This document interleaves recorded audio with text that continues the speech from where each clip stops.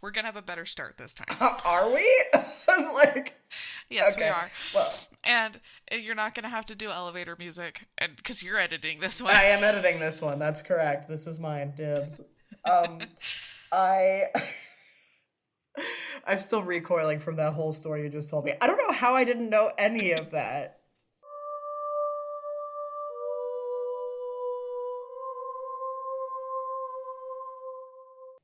I could have sworn I told you about that. I don't know. I love and that. And maybe I didn't because I didn't want to talk to you about an ex. Maybe. Like, I don't know. I feel like I have no idea like where the thought process was there, but I can't believe that you hadn't. It's always a good thing to bring up past stories though, because clearly that was a good time. Oh my god, it's hilarious. I blocked both him and his mother. They're both wild and crazy, so that's like... There you go. That's that. I blocked him too. I think it was like after you guys got engaged. And like I think didn't he reach out to Corey? Background. My ex and I did not get engaged. She's talking about after I got engaged to Corey. Yes. I don't think he reached out to Corey. His mom friended Corey's cousin, and we were like, block her. That's strange. Block her. What is happening? So, yeah. Absolutely not. And another news, everybody. Welcome back to Oddities. I'm Kellie. I'm Cassie, and welcome back to Strangetown. And as per and as per usual, all of our social media information is in the description if you'd like to follow along. Our email address is in there too. I don't know why I said email address. It's like our email. What year am I in? Anyway, our email's in there, and we also have a link to our Patreon. We are now doing bonus content for our patrons again. You can sign up for as low as $1 a month, and you get access to all the fun stuff. And a shout out to Lindsay Bidwell, our brilliant designer for our merch. She made so many beautiful things. So thank you. The best, most beautiful things ever. We have her portfolio Instagram linked in the description below as well if you'd like to chickadee check it out. I loved that. Thank you. That's it. How are you? We're doing a back-to-back. Did you save something to talk about? I did. Oh, good. Hit me. I'm going to Disneyland this week. Woo! Very exciting. Fun stuff. Yeah, that's my exciting thing. And, we're getting a lot of crap because we're not taking the kids. And we're not taking the kids for several reasons. One, where I live, triple-demic. RSV, cold, flu, COVID. I think that's quadruple. Whatever. That's all right. Well, the more the Regardless, my kids are little. They are very good about wearing masks, but, let's not and say we did. Right. Secondly, our youngest is incredibly short. Love him dearly. He's tiny. He's mighty. He can't ride on any of the rides. Oh my goodness. All right. So, that would not be fun. And third, Mama needs a break. First of all, you don't owe anybody any kind of explanation. If you want to fucking go to Disney without your kids, go to Disney without your fucking kids. The end. Also, this is our 9-year anniversary gift to each other and our Christmas gift to each other. Fun. So that's what we're doing, and I am ecstatic about it. I'm ready. I'm just ready. I love Disney. I am a Disney adult through and through. We're gonna Disney bound. Do you know what that is? I don't know what that is. So it's when you dress similar to a character.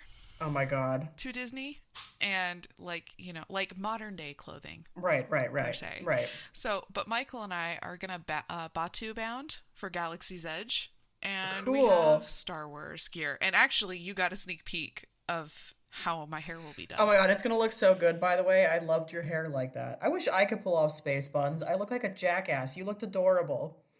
I don't know if I could recreate it because they've never looked that good in the past. Well, you're gonna have to recreate it. I'm so scared.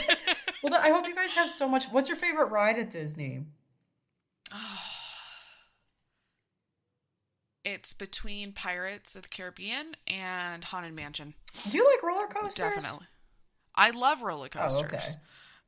But when it comes to Disney, it kind of goes everywhere with that. If I had to pick a roller coaster that was my favorite, probably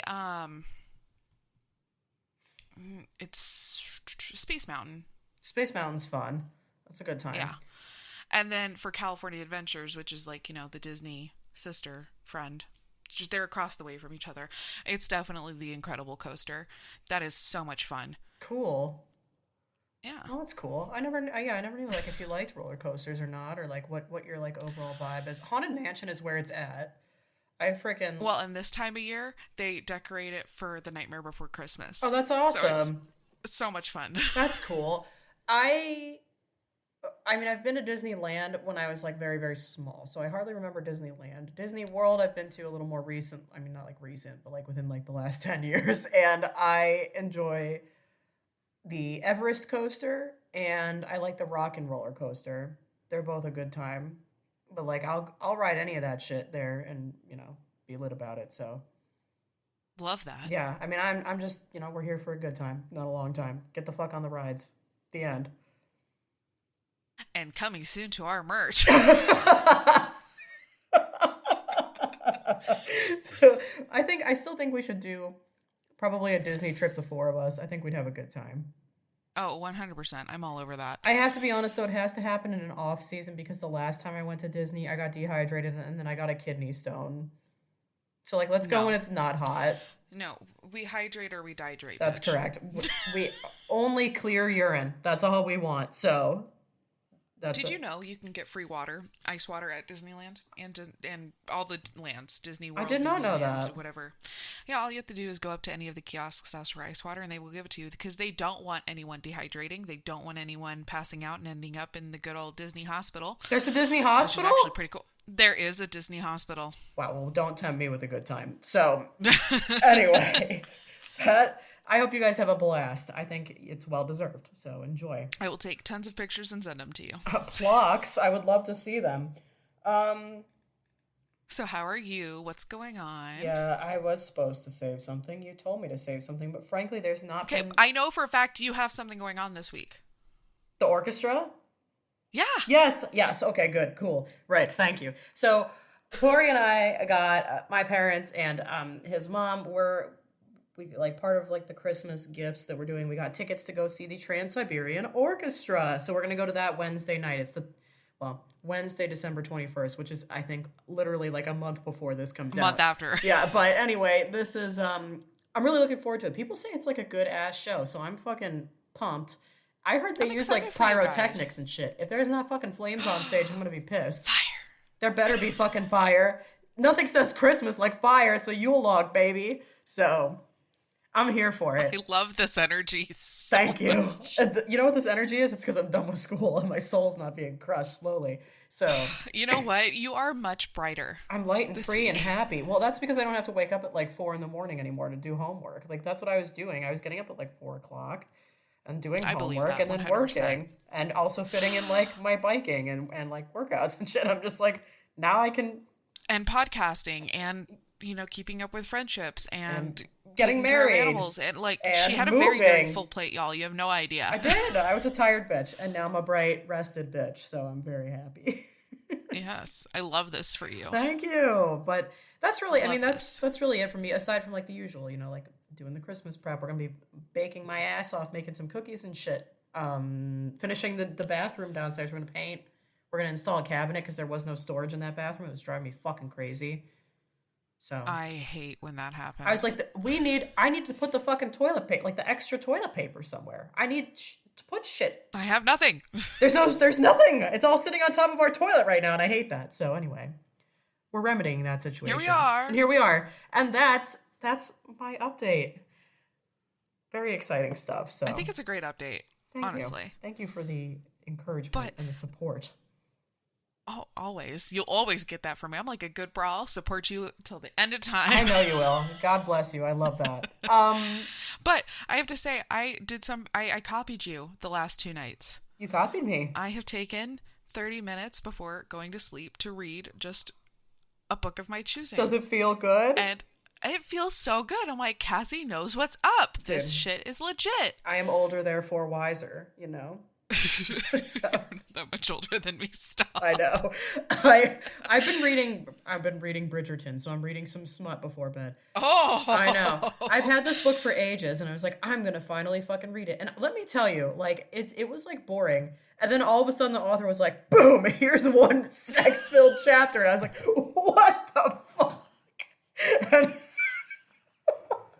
so it's been a ride. How did we get here? Like, we went from nothing to like 100 miles per hour. What the fuck happened? But so that's been my good time before bed. That author knows what's up. I know, she was like, I'm surprised, bitch. Yeah, so what have you been reading?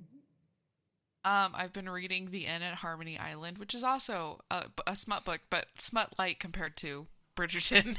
It's like junior smut. But yeah, because it's not going from 0 to that. That's for sure. Oh, God bless. Well, I'm glad you're enjoying that. It feels good to read before bed, like read something fun and lighthearted and like not look at my phone. And then like, yeah, and it also feels like my brain like shuts down in a good way. You know what I mean? Like, yeah, I'm not thinking about everything that needs to be done tomorrow or anything like that. I kind of just read a chapter and yeah, I'm not doing 30 minutes. I'm just doing a chapter. So however long that takes me, because, dyslexia, ha ha ha. I mean, that's mostly what I do. It's just like a chapter. And then I'm like, okay, well, that's good. Yeah, that was good. That chapter was too much for me. Good night. Yeah, especially, when I read the sex fuel chapter, I was like, well, we need to tuck it in now. Good night. That exhausted me. So...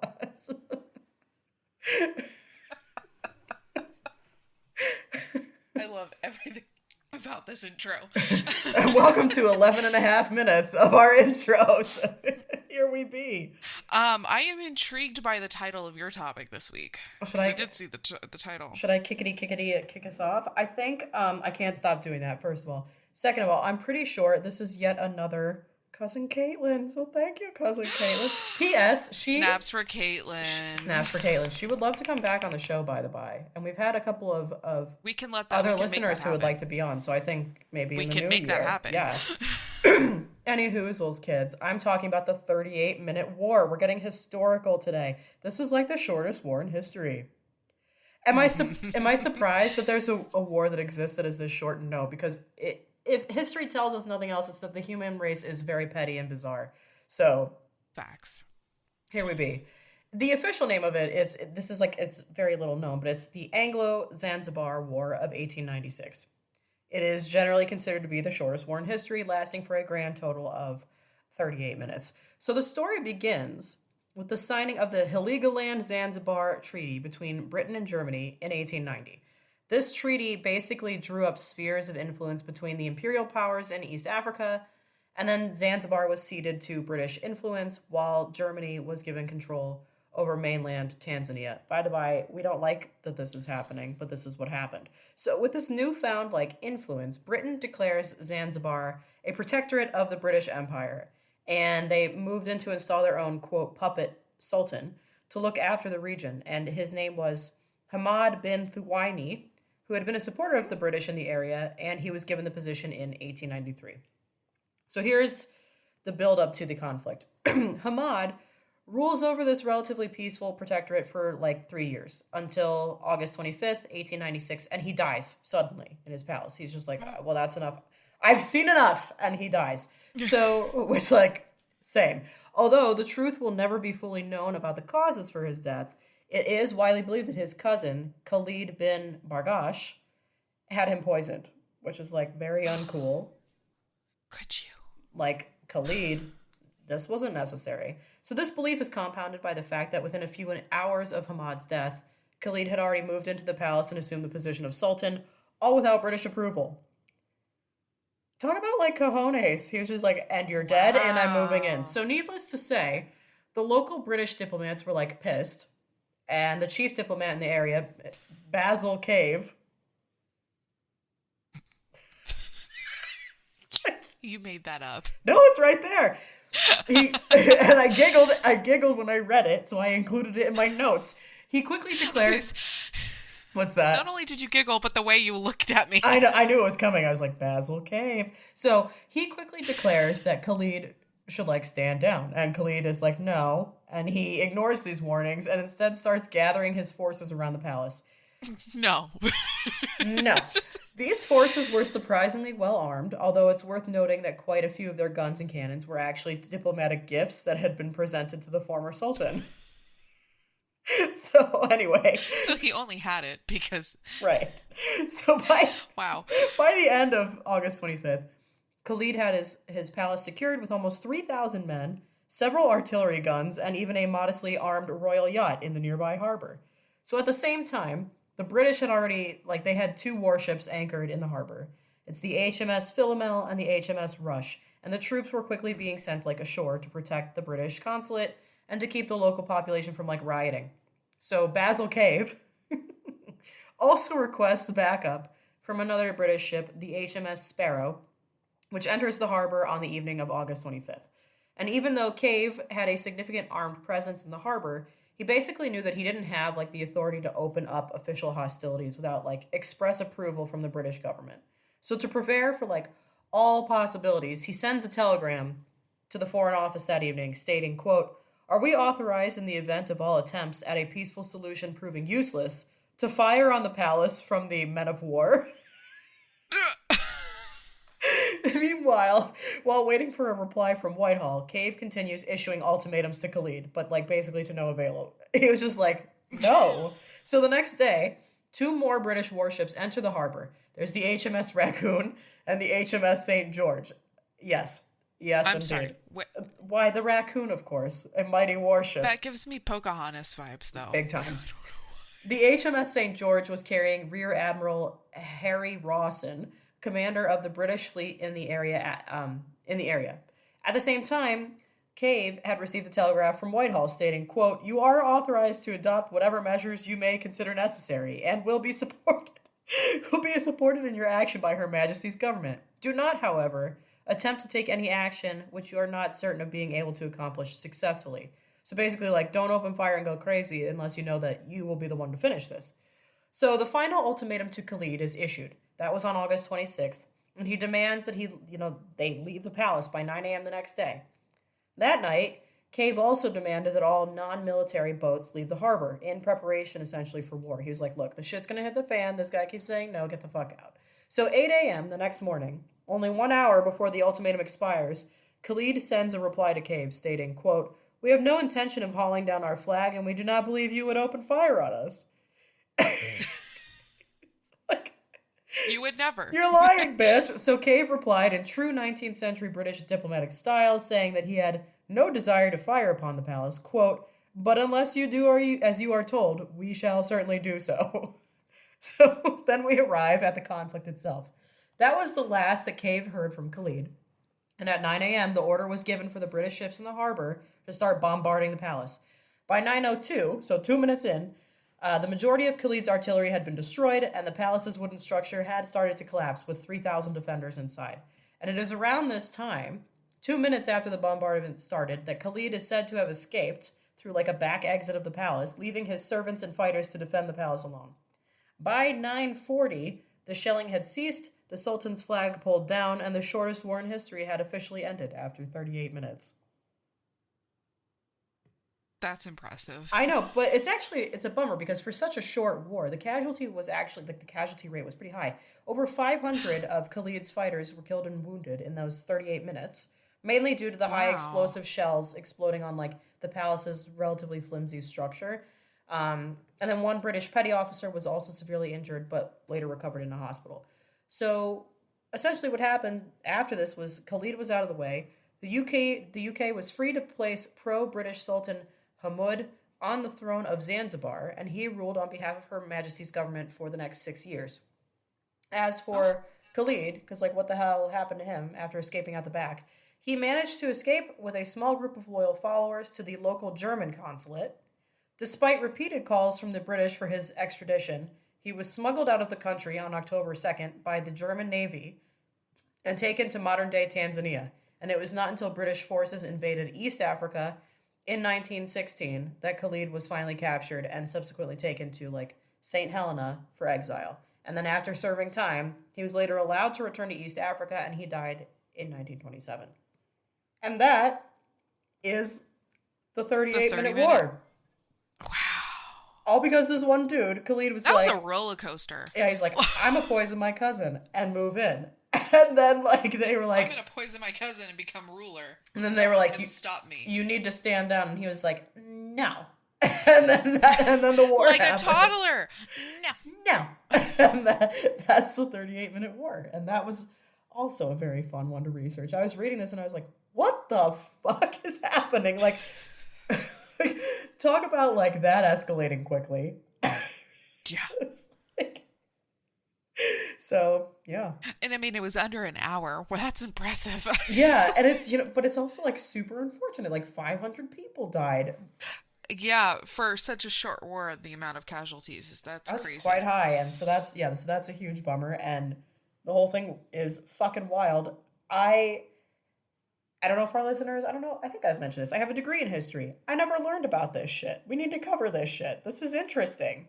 But I need to get you a very good book. It's called The Truth or The Lies That My History Teacher Told Me. Hell yeah. And that focuses solely on like America history, but still, it's a very good read. Yeah, I'd be down to read it. That's all I have. That's the 38-minute war.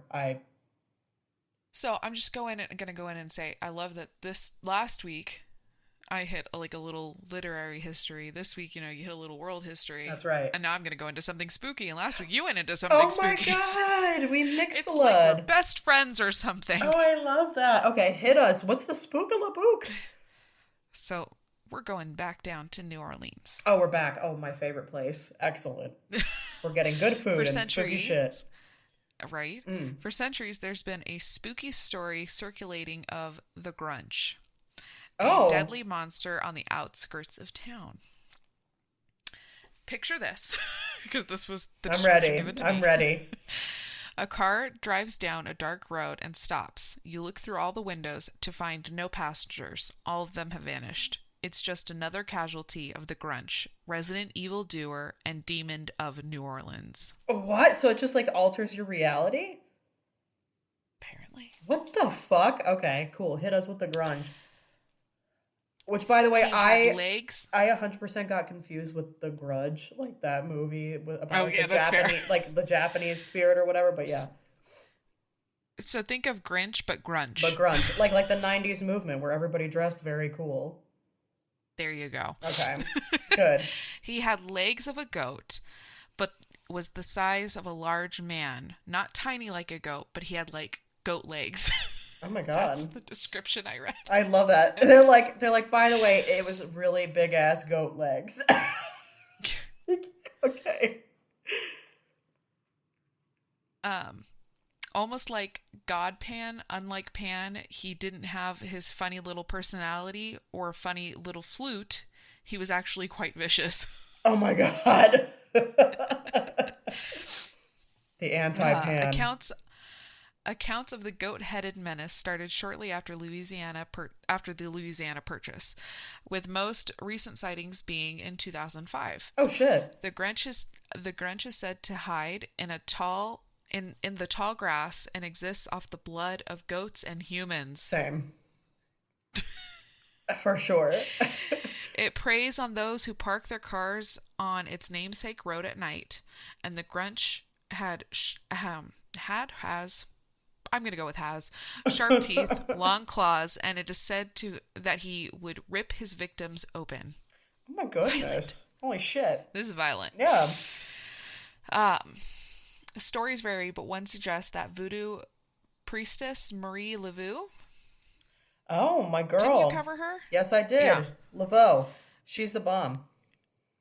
Castrated the devil baby, and from what fell sprouted two creatures. They assaulted her and escaped into the night to feast upon generations of New Orleans. Jesus. Okay. The modern-day Grunch Road of shells and dirt has since been paved. Many believe it became Gannon Road of the Little Woods neighborhood. There is no evidence of the Grunch. However, a word of caution: should a goat appear at night, steer clear, run away. My God. So, I love this. Kalia Smith is an instructor of South Louisiana folklore and legends. She tells us that she's heard about the Grunch her entire life. That this has been like a long story coming, that she grew up. I take it she's from Louisiana then.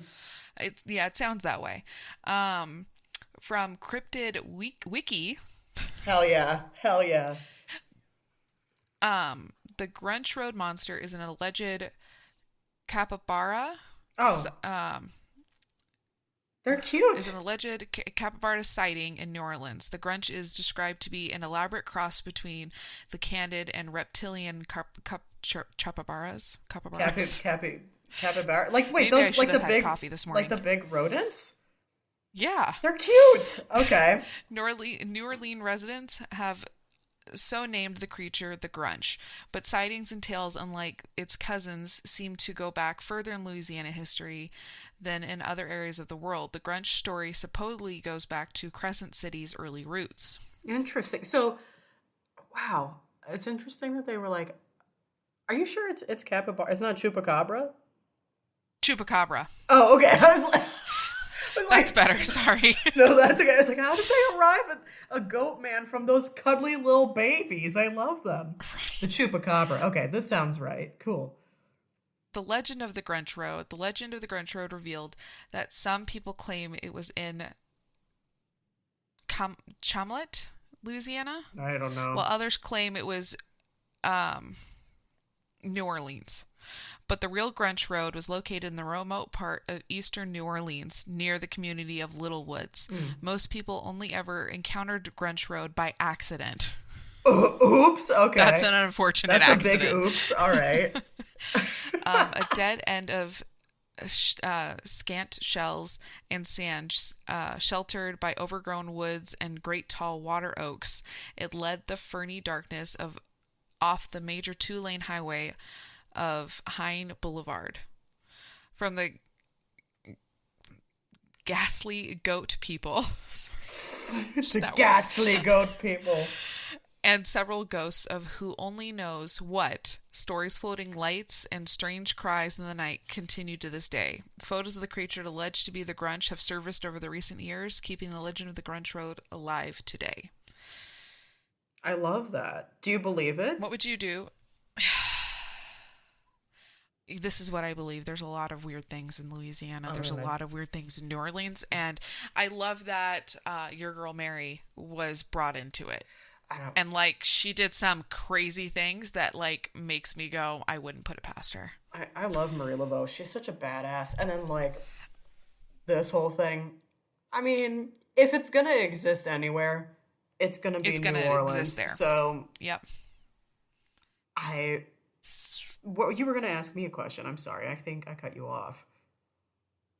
My brain went numb. Was it going to be what would I do if I came across the Grinch? Oh yeah, the Grinch. Well, I was going to say Jesus. Well, here's the thing. I can't get the image of Pan, the guy from. Well, he's not from. Yeah. He is a god. Yeah. But I can't get him out of my head as the image, so I don't feel intimidated. But then I think about sharp teeth and really big claws, and then I'm intimidating. So yeah, like what would you do if you were just driving and all of a sudden a goat thing appeared? I'm trying to find a picture. A ghastly goat. A ghastly goat. I mean, if I came across anything with goat legs, walking on 2 legs, and it was like bipedal, I think I'd just be like, well, first of all, I wouldn't be walking. I'd probably be driving, and honestly, I might run the thing over. Like I just go. Just got it. I have assessed a threat and I need to remove it. Like we cannot play games with the Grunge. Or I would probably just try to get the. I mean, I say these things, but I also think like if I legitimately came across any of these cryptids that we've discussed, I think I'd freeze. Like I might freeze up genuinely. Would it be like the instance of is that a deer or not a deer? Exactly, like or not deer. Exactly, like I'd be like, what the fuck am I looking at? And then I'd be like, I'd probably be thinking too long, and then the thing would probably kill me. That's what would get me. Although Anna always said I had final girl energy, which was like one of the best compliments I've ever received. So I mean, maybe I'd kick ass. Oh, you do. Thank you. I appreciate that. You do too. I do appreciate it. I do. I know I do. I only surround myself with other final girls. So I love this for us. I do too. Another important note, residents nowadays tell how they no longer leave their pets in the yard. Since Hurricane Katrina, as so many Grunch were displaced. So there's multiple apparently of Grunch. Oh Jesus! So there's more than one of these things. Like they've mutated. They've become. They've bred. They've procreated. You know. And I do like that they tied it into like El Chupacabra. They were like, by the way, this is the Chupe's cousin. It's this goat thing. Evolution. God bless, quote unquote, science. So there were so many of them displayed into the neighborhood that many people tell of seeing them knocking over trash cans, chasing cats to drink their blood. Wow. People think that they're, and some people say it's just a rabid animal of some sort. I mean, is it? Like, you know what I'm upset about? I'm upset I didn't know about this or the Cajun Sasquatch prior to going on my business trip earlier this year to New Orleans, because I would have talked to my Uber drivers about it. They're like, by the way, do you know shit about the grunge?